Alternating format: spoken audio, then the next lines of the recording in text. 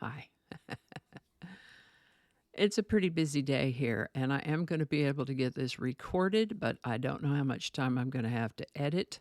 So some of the edits might be pretty simple, but we're going to have a video anyway. So as soon as I get done recording, I got to scoot. We have appointments to make. So let's carry on, get on with this episode here.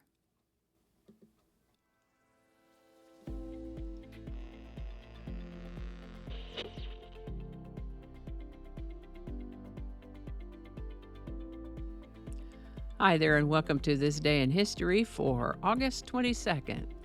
August 22nd is the 234th day of the year in the Gregorian calendar, 235th in leap years, with 131 days remaining to the end of the year. Today's word is zinger. Zinger is a noun that means a pointed, witty remark or retort, something causing or meant to cause interest, surprise, or shock. Example sentences could be, the comedian's routine was full of zingers that left the audience in stitches. Or perhaps because he was so quiet so much of the time, his zingers never failed to make everyone laugh. One of my viewers wondered if this word was coined after John Peter Zinger that we talked about recently. He'd been arrested and accused of libel, but it turns out he was just telling the truth. We observed that Zinger may have pulled some zingers, but that appears to simply be a happy coincidence, as today's word zinger is based on the word zing, which is an echoic word for a high-pitched sound that came to be a slang word for energy or zest, and then to deliver a stinging witticism or retort. A zinger is that stinging witticism or retort. Interestingly, zinger has also been another name for a fastball in the sport of baseball. Zinger is a surprisingly young word. First known use of the word zingers in the 1950s. Zinger. Zinger was suggested by one of my YouTube viewers. Thanks, Debbie. And if you have a word you're curious about, drop it in the comments. We'll get it on the list and take a look at it. And with that, Spanish Archbishop Bartolomé Carranza was arrested for heresy on August 22, 1559. He'd taught theology for several years when someone denounced him to the Inquisition as limiting the papal power and leaning towards some opinions that they wanted quashed. The funny thing is that he was absolutely a party-line guy for so much of his career, but he published a book, Commentary on the Christian Catechism, and someone felt that there were a number of views in that book that leaned toward the heretical. He wasn't even trying to suggest that the earth revolved around the sun or anything crazy like that. But someone didn't like the way he said some things, and it cascaded from there. He was in their sights now. He was persecuted by the Spanish Inquisition and spent almost 18 of the last years of his life locked up on charges of heresy. Locked up, but not tried. When they finally did get around to trying him, the final judgment found no proof of heresy. They sought to keep him locked up anyway, and he died shortly afterward at the age of about 72 or 73. This is the birthday of American science fiction writer and screenwriter Ray Bradbury, born August 22, 1920 in Waukegan, Illinois. He wrote a novel called Fahrenheit 451, published in 1953, and some science fiction horror story collections, The Martian Chronicles and The Illustrated Man, and I Sing the Body Electric. Most of his work is fantasy fiction, but he wrote also in other genres and consulted on screenplays and television scripts. He's been called a writer most responsible for bringing modern science fiction into the literary mainstream. In reading about him, I get the impression that he really wanted to be in show business. And sure enough, he felt at a young age that he would be going into one of the arts. He first got paid as a writer when he was 14 for a joke that he sold to George Burns to use on the Burns and Allen radio show. Early on, he formed a habit of writing every day, and I certainly admire that.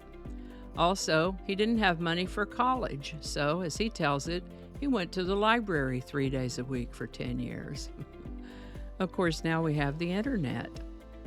Now, here's what Ray Bradbury said about his inspiration.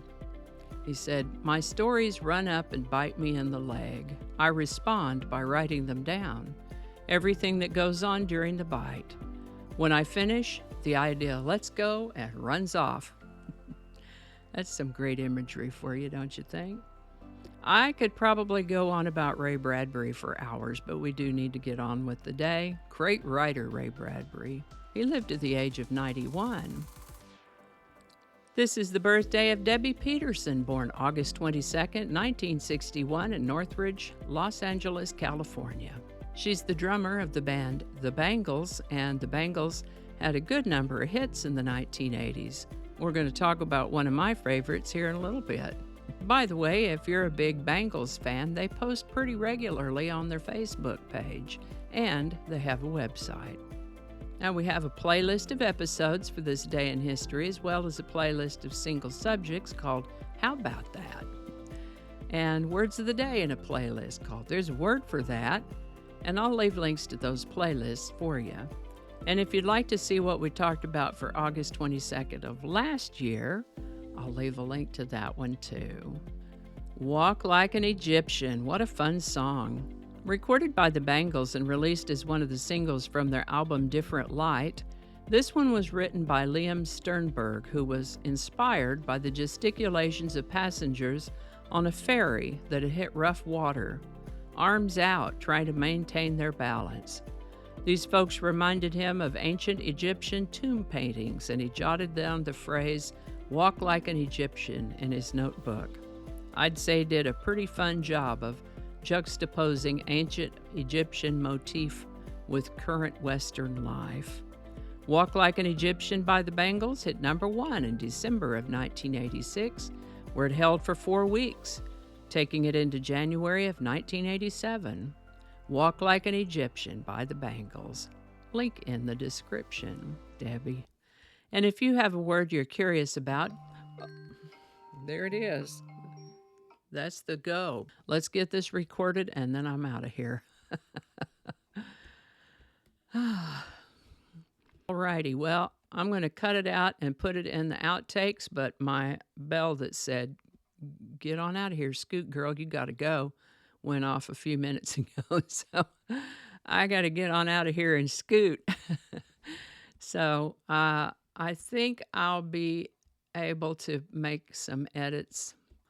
And I just noticed that my green screen isn't all the way to the edge.